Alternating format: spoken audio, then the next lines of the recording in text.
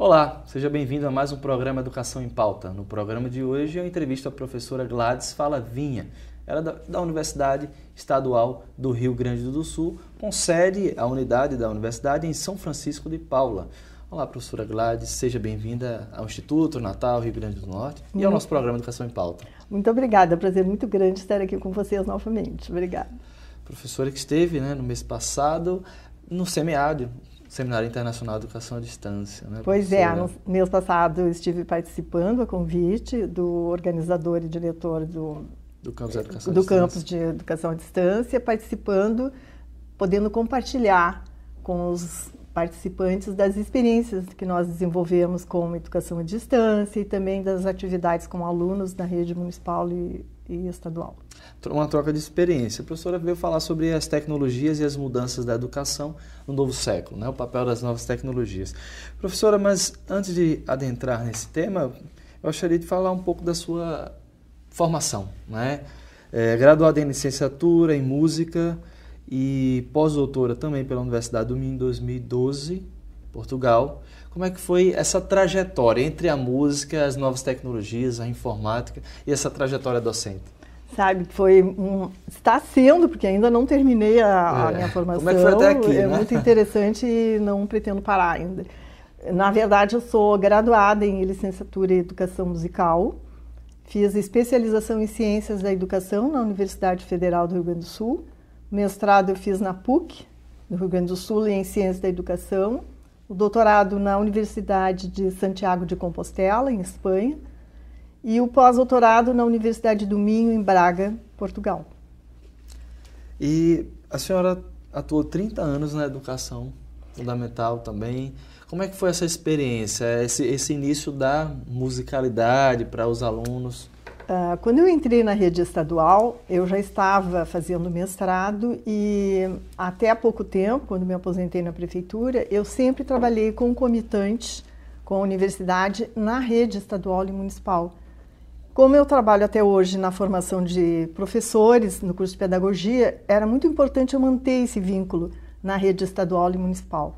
E na época do concurso, eu fiz concurso para a educação musical e fiquei atuando com a educação musical na rede, que também se chamava educação artística, e trabalhando com tecnologias dentro dessa área. E foi nessa época que, através de um projeto chamado Educom, em que foi entregue às universidades federais do Brasil, 5 universidades federais, um projeto piloto para os professores adaptarem as tecnologias dos anos 80, 90 às suas atividades docentes de qualquer área de ensino em sala de aula. Foi quando começou a se falar com tecnologias em sala de aula, independente da área do conhecimento. Então essa foi a minha entrada nas tecnologias, como autodidata também, e participando do projeto Educom. E aí, dentro do ensino público, estadual e municipal, as atividades foram inúmeras, sempre ligando às tecnologias, como história, a história da arte, a música, as atividades práticas com instrumentos, e também atividades fora da sala de aula, em museus, centros de cultura, e depois voltando à escola, os alunos tinham que fazer releituras, usando computadores e ferramentas básicas. Em nenhum momento foi necessário, nesses anos todos de experiências docentes nas salas de aula do município do estado, nenhum desses momentos foi necessário um software sofisticado. Então, o que nós tínhamos que vencer era o desafio de ter que desenvolver um projeto com muito pouco que nós tínhamos em sala de aula em termos de tecnologias, mas o que estava lá já era suficiente para se fazer alguma coisa. Tanto é que os alunos produziram muito e todas essas experiências e relatos e desenhos produzidos pelos alunos foram editados num livro, publicado recentemente, a segunda edição. Nesse livro? Totalmente de trabalhos feitos pelos alunos da rede estadual e municipal.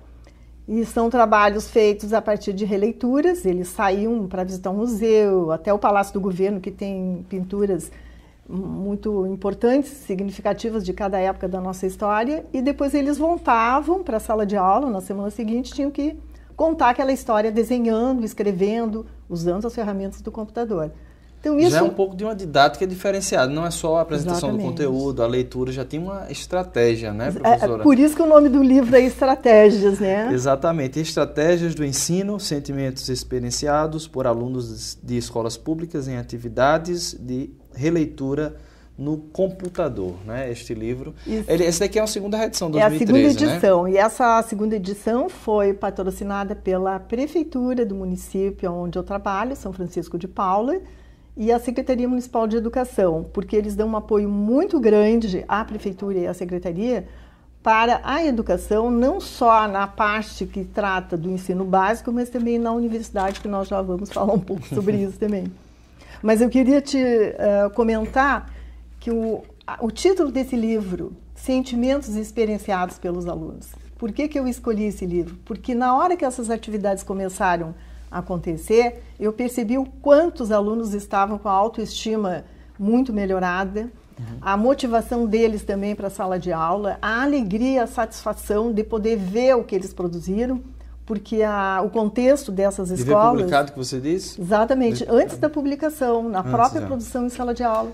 Professora, a música, a arte, a imaginação, a pintura, eles materializaram aqui um pouco do que talvez estivesse no inconsciente. Não seria algo que talvez falta, né? Por isso que esse seu comentário. A pergunta era, a senhora dentro desse trabalho não conseguiu evidenciar um processo mais sentimental do que o aluno vai para a aula apenas para anotar o que o professor está dizendo? Como é que foi essa relação da música e esse acesso à tecnologia a partir dessa perspectiva? Primeiro foi, como eu já falei, eu fiz concurso para atuar na rede municipal e estadual com a área de música. Tem muito pouco professor de música titulado fazendo concurso. E os que têm, eles têm que ser muito bem aproveitados. Só que a gente percebe, quem ainda está em sala de aula na rede municipal e estadual, o quanto os alunos estão desmotivados, a violência em sala de aula, o desinteresse. Não existe mais o que existia há alguns anos atrás, daquele diálogo mais tranquilo, de a gente conseguir, com os processos antigos, com as estratégias de outras épocas, tentar melhorar esse processo ensino-aprendizagem. E o computador, nesse momento, parecia, e ainda é, se for bem usado, uma boa estratégia. Mas só o computador também não resolvia. Então eu comecei a pensar, ampliar meu conceito de sala de aula. Por que a aula tem que ser aqui nessa instituição? Vai ser lá no Museu de Arte do Rio Grande do Sul, o Margs, que é maravilhoso, no centro da cidade. Do Margs tem o Centro Municipal de Cultura, tem o Santander Cultural, tem a Casa de Cultura Mário Quintana, Museu História Júlio de Castilhos. São trabalhar espaços, com o lado lúdico, né? Exatamente, lúdico, histórico e de interesse público, e que as pessoas têm que se apropriar. Os professores têm que conhecer. E os alunos tinham, muitos deles, que nunca tinham ido para o centro da cidade, uma vez que moram numa periferia extremo sul de Porto Alegre. Então eu comecei a pensar nesses aspectos, que deu muito trabalho de convencer a direção, de organizar as saídas e de combinar com os alunos que ninguém ia se matar dentro do ônibus. Enfim, a questão da atitude, quanto que é importante manter uma diferença da atitude que eles tinham na época para poder chegar lá e fazer um trabalho diferenciado. Primeiro, de conhecer o centro da cidade, de entrar no museu, de ver o que estava lá, de discutir o assunto e depois, então, escrever lá no computador. Foi um processo muito interessante, que depois eu escrevi um livro que o MEC solicitou, que serve de parâmetros curriculares nacionais, que é a produção de conhecimentos fora da sala de aula. E aí comecei a ver a mudança dos alunos, da atitude dele, da forma de falar, de produzir. E quando isso acontece, o processo ensino-aprendizagem acontece com mais facilidade. Mas é o saber ainda científico, né? Claro. Fora da sala de aula, mas científico. Exatamente. Aí eu comecei a pensar como é que eu ia trabalhar música com um computador que não tinha software para música. Eu disse, mas tem o teclado.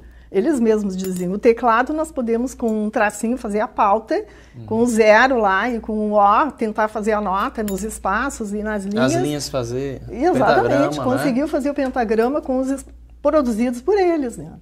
Então, isso foi acontecendo de uma forma muito boa, prazerosa, daí a razão do título, Sentimentos Experienciados pelos Alunos. Ficou um título comprido, mas justifica exatamente o livro a cheio motivação. de fotos e ilustrações, não é? Inclusive, teve um vídeo que eles assistiram sobre a história, a pré-história, a partir das cavernas de Altamira, dos desenhos das cavernas que tem em Altamira, no norte da Espanha, que eles assistiram o vídeo, comentaram e desenharam. E, particularmente, eu posso afirmar que esses desenhos no Paintbrush, que é uma ferramenta do Windows, os desenhos, alguns que estão aí, são muito difíceis de fazer, porque requer muita coordenação. E nós combinávamos que não podia ser nada colado, tinha que ser desenhado mesmo. Né? Então, foi um trabalho maravilhoso e isso ajudou bastante vários alunos que não tinham atitude, não frequentavam aula, já tinham evadido da escola. Foi um trabalho maravilhoso essa mudança. E eu percebo que agora está sendo comentado isso. Se nós aumentarmos a carga horária dos alunos, né, eles vão ficar mais tempo na escola. Ficar horário manhã e tarde. Mas se não mudar a estratégia, a forma de trabalhar isso, não vai adiantar nada. E uma das questões que eu li agora em um avião quando estava viajando fora do Rio Grande do Sul recentemente, uma notícia sobre o segundo turno, que os alunos poderão frequentar, mas se não tiver novas estratégias, novas formas e outros recursos, não vai adiantar nada. Se está ruim assim, vai ficar pior ainda. Se continuar com o mesmo sistema que talvez não atenda, né, a demanda na perspectiva da formação, introduzir aula da música, introduzir outros tipos de atividade esportiva nesse contraturno, ficar dentro da sala de aula, talvez vá ter uma evasão muito maior do que a gente já tem. E muitas escolas falam que a escola não tem um laboratório suficiente, mas ele não precisa ter, e se vai demorar, o que o contexto ao redor, onde está acontecendo esse processo, poderia oferecer. Então, nós vamos à Universidade Federal do Rio Grande do Sul, que tem um laboratório maravilhoso, e um professor, Eloy Fichtner, que trabalha com música eletrônica e sintetizadora, e faz exposições. Nós vamos aos museus, e isso está lá esperando que a comunidade aproveite esses espaços, né? Se aproprie e planeje atividades para modificar essa estratégia. Professora, a senhora também foi ou ainda é coordenadora do Núcleo de Educação à Distância? Sim, a Universidade Estadual, até um pouco tempo atrás, mantinha esse núcleo, agora nós mudou a reitoria e esse núcleo vai ser reativado com uma nova dimensão. E a nossa universidade, por ser da forma como ela é, estrategicamente colocada em 24 cidades diferentes do estado, ela necessita pensar numa modalidade que use os recursos à distância. E isso está sendo pensado agora que mudou a reitoria e nós precisamos fazer o cadastramento e, por enquanto, a gente utiliza aqueles 20% que a lei permite para os cursos presenciais, 20% à distância, até o momento do credenciamento, para começar a ofertar também à distância. Como é que foi essa migração entre essa experiência, né, e o início do trabalho na Universidade Estadual? Na verdade, quando eu comecei a trabalhar no Estado, eu já estava trabalhando numa universidade em Porto Alegre, na FAPA, curso de História da Arte e cursos de especialização na PUC também. Quando eu entrei para o UERGS, eu continuei trabalhando, depois estava humanamente impossível, 60 horas, né? Eu comecei a optar em algumas situações. Me aposentei na prefeitura e permaneci na universidade onde eu estou até hoje como professora adjunta, na Universidade Estadual, atuando nos cursos de pedagogia, formação de professores, licenciatura, e a gestão ambiental, que são os cursos que tem em São Francisco de Paula. Também no curso de especialização e como professora convidada para mestrado e doutorado da Universidade do Minho, que a semana que vem eu vou para lá para a banca de doutorado.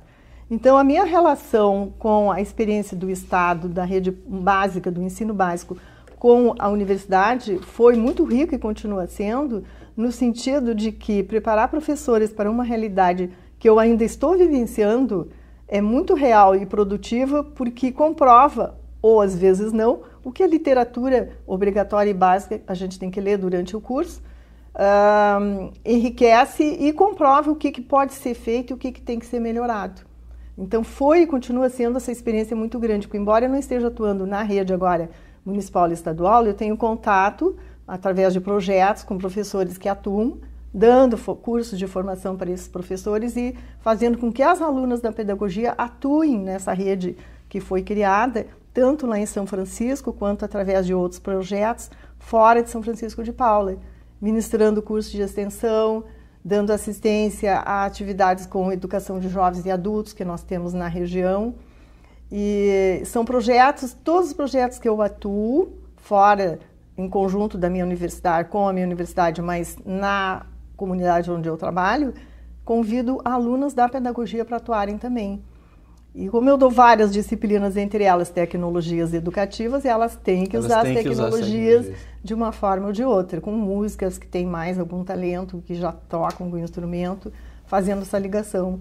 Então foi por isso que eu digo, de todas as minhas experiências, a mais rica foi ter trabalhado tantos anos com a rede pública, com alunos, com muitas dificuldades e com poucos recursos, porque é aí que a gente tem o desafio de fazer as coisas acontecerem. E quando vai formar professores, para esse ambiente no qual a senhora já tem uma experiência... Contar essa história e mostrar para eles como eles vão buscar soluções para resolver esses problemas, esse é o maior desafio e o empenho do professor. Não é só falar e trabalhar e desenvolver uma leitura básica que está na ementa, fazer eles lerem, discutirem, apresentar, e vivenciar também. Isso é muito difícil, mas é possível de fazer. E nós temos feito muito lá em São Francisco, com o apoio da Secretaria de Educação e do município, que colocou à disposição. A partir dessa sua experiência, dialogando também com a apresentação, né, oral que a senhora fez no seminário, com o tema As Tecnologias e as Mudanças da Educação no Novo Século, qual é o papel? Nós sabemos bem que é fundamental, a atualização, a nova estratégia, mas como é que isso é importante mesmo, efetivamente, para que a gente possa, para essas professoras estarem usando, ou para que a gente possa dialogar, principalmente, sobretudo, na questão da educação à distância? Nesse evento que terminou recentemente, eu tive a oportunidade de apresentar uma pesquisa que foi objeto do meu pós-doutorado com a Universidade do Minho e as repercussões desse projeto, a educação à distância na Iberoamérica, que por sua vez geraram outros projetos que já estão acontecendo, mas eu diria um convênio assinado com a Universidade do Minho e a Universidade Estadual, e também um curso de mestrado que a Universidade do Minho ofereceu em São Francisco para os professores da rede municipal, que já está na metade. Mas eu, respondendo a tua pergunta, eu diria que o fator principal para fazer essas coisas acontecerem e eu continuo dizendo para os meus alunos da pós-graduação, terminou o curso de graduação, terminou o mestrado, especialização, não pensem que vão acabar por aí. Não é só entregar o diploma. Qual é a rede de conhecimento de pessoas que vocês conseguiram formar durante o curso? E o nosso papel continua, né? E o papel continua e tem que continuar. E eu acho que fazer um projeto, entregar um projeto para admissão num curso, ou até para para a conclusão de uma monografia, de uma especialização na graduação, esse projeto tem que ter um plus, que seria a oferta, o que deu certo, o que não deu e qual a possível solução. Que estratégias tu ofereces para resolver esse problema num próximo projeto, que vai acontecer. Então, isso depende muito da postura do professor. Nos novos paradigmas, valores e limites, que pouco se exige hoje na educação básica. Eu acredito também que nós temos que trabalhar mais essa questão de limites e valores na educação básica, porque, como o próprio nome diz, o ensino fundamental é a base de tudo. É um alicerce, né? É um alicerce importantíssimo que tem que ser retomado. E eu vejo quanto isso é importante também para as alunas que estão concluindo os cursos de graduação, tanto na pedagogia quanto as outras graduações, o quanto que elas vêm com deficiências por não ter sido assim.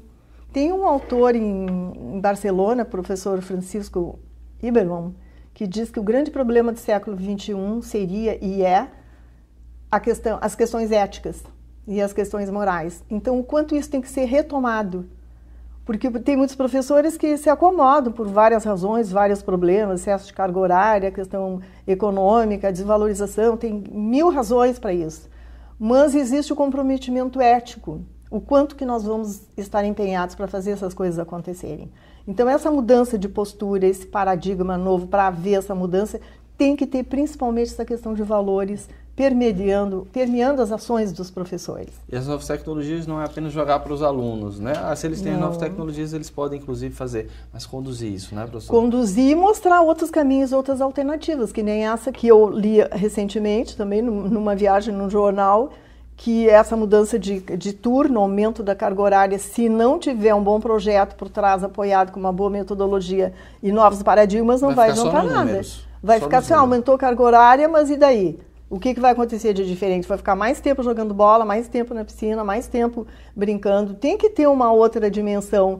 E aí eu pensei naquele projeto da produção do conhecimento nos espaços que estão disponíveis nas comunidades das escolas e que muitas pessoas passam uma vida adulta sem entrar no museu, sem ver um centro de cultura. Isso até ajudaria as escolas que não têm espaço físico para um laboratório, mas a universidade tem. Então vamos fazer uma parceria com eles. Os museus hoje interativos e mesmo um espaço mais comum, como eu comento com as minhas alunas em São Francisco, a pessoa mais antiga da cidade de São Francisco, que é uma cidade de longevos, lúcidas, porque eu tenho alunos de educação à distância com 85 anos, lúcidos e interessados, com certeza elas têm alguma história para contar, valores da época dela. Né? Tem uma memória que isso tem que ser explorado por alguém, contado de uma forma respeitosa e que se transpareça ali os valores e atitudes e principalmente os limites, porque parece que essa forma de atuar, como aconteceu até agora, com tão poucos valores e tão poucos limites, quase nenhum, está dando nesse caos que nós estamos vendo, tanta violência em sala de aula. E educação, zero. A senhora também é avaliadora do INEP, né? Instituto Nacional de Estudos e Pesquisas Educacionais. Como é que essa avaliação acontece? Eu creio que na sua visita a instituições no nosso país, na nossa região, quem sabe até no nosso estado, deve encontrar um pouco dessa tecnologia, dos avanços no ensino da música, da pedagogia. Como é que a gente tem esse panorama? O INEP tem um banco de avaliadores. Há uns 10 anos, mais ou menos, eu fui convidada para fazer parte do banco de avaliadores e fui a Brasília fazer o curso de formação. Então, durante esse tempo todo, a gente disponibiliza para o INEP as datas que nós estamos disponíveis para fazer avaliações e eu estou apta a fazer avaliações em cursos de música, em instituições superiores. Estive recentemente aqui em Natal, na Universidade Federal, avaliando um curso de música. E também cursos à distância, porque eu trabalho nessa área, toda a minha formação de mestrado, doutorado foi nessa área, pós-doutorado também. Então, isso acontece 4 ou 5 vezes por ano. É constituída uma comissão, às vezes eu coordeno a comissão, às vezes são outros colegas, e a gente vai fazer uma visita em loco. E as novas tecnologias é um critério importante para essa seleção? Não, para os cursos de educação à distância que pedem credenciamento, são fundamentais. E para os cursos que não são a educação à distância, também são importantes e fundamentais, porque os laboratórios hoje não tem nenhum curso superior que não tenha um laboratório de informática que dê suporte para muitas disciplinas, se não todas, dos cursos que são ofertados. E eu tenho visto nota máxima para os laboratórios. O problema não são os laboratórios, são muito bons, são bem equipados, um número suficiente. Parece que está faltando alguma coisa ainda, um certo cuidado, aprimoramento, mais na formação de alguns professores, que vão fazer esse casamento no caso das tecnologias, né? Que isso eu falo muito na minha pesquisa. Na parte de música, antigamente os alunos faziam no papel, a pauta, hoje em dia tem softwares, hoje computadores. Tem softwares, né?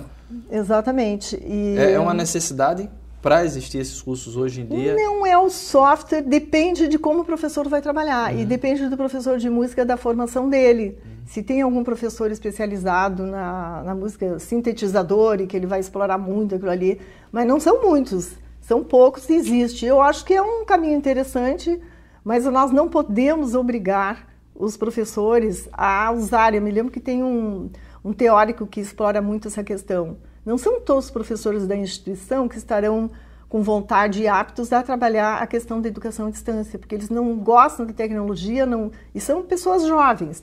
Então a gente tem que respeitar porque eles também serão bons na outra modalidade que vão continuar atuando. Mas os que querem e poderão fazer isso, já estão fazendo, eles vão dar um trabalho diferenciado e vão abrir outros caminhos.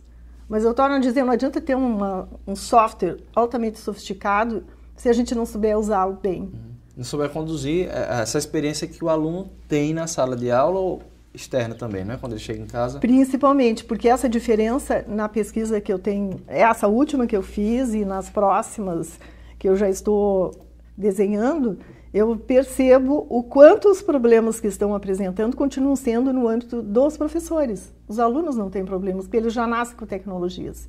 Eles conhecem e dominam tudo. Problemas são os professores dessa geração dos anos 90, 80, 90, que foram autodidatas.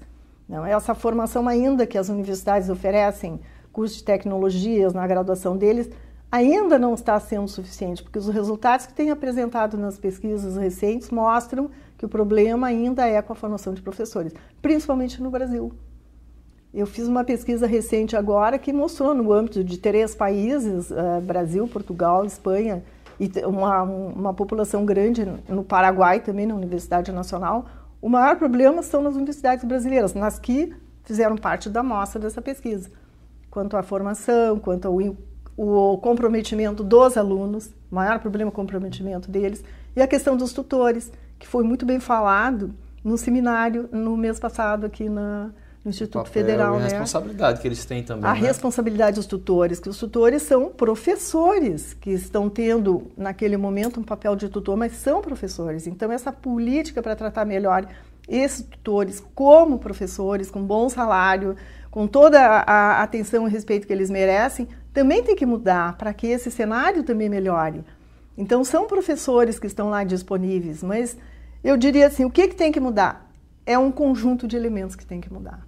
Desde a política preparada para que isso aconteça, a formação das pessoas, os recursos, as instituições, e parece que vai haver muitas mudanças, né? Que vão acontecer algumas mudanças, talvez breves, sobre a questão da institucionalizar o EAD e como é que vão ficar as universidades estaduais, né? Porque no âmbito das federais esse problema parece que vai ser resolvido, mas eu pergunto, e as estaduais? Algumas universidades federais já têm departamentos que oferecem alguns cursos, né? Secretarias. Tem, mas ainda são, mesmo nas que tem, como eu tenho visto nessa minha caminhada, os recursos não são problemas, os problemas ainda é o recurso humano. Você acha que a gente está terminando o programa agora? Eu vou ter que terminar com essa pergunta, mas tem a ver com um processo futuro. A última pergunta é essa, você acha que falta realmente uma formação do professor na EAD, talvez cursos específicos ou de graduação, ou mestrado, doutorado, especificamente direcionado para professor que lidar com a educação à distância? Eu diria que são 2 elementos que estão aparecendo de forma marcante nas pesquisas que eu tenho feito. Um deles é a questão da formação dos professores, que tem que ser mais trabalhada essa formação nos cursos de graduação, e a outra questão é a própria postura do professor, né? A geração atual ainda, mesmo que mude essa realidade, não vai ser nessa geração que isso vai mudar, porque todos os resultados que aparecem, o problema não são com os alunos, é mais com a formação dos professores. Você flexibiliza o tempo, mas a cultura. O papel do professor com o rigor. Exatamente. Nessa atividade. E é uma questão se a cultura do EAD ainda não está completamente sedimentada na nossa realidade. Isso precisa ser mudado e não é de uma hora para outra. Os nossos alunos também têm problemas de formação, mas eles são parceiros dos professores neste momento, porque eles fazem o diálogo e a coisa... Entender o papel, não é, professora? Exatamente. Professora, obrigado pela sua entrevista. De o nosso nada. tempo, infelizmente, Foi um acabou. prazer. Obrigada. E a você de casa, muito obrigado pela sua audiência no programa de hoje, o programa Educação em Pauta, transmitido todos os sábados e domingos também, às 10 horas da manhã. Te vejo na próxima semana. Até lá. Tchau.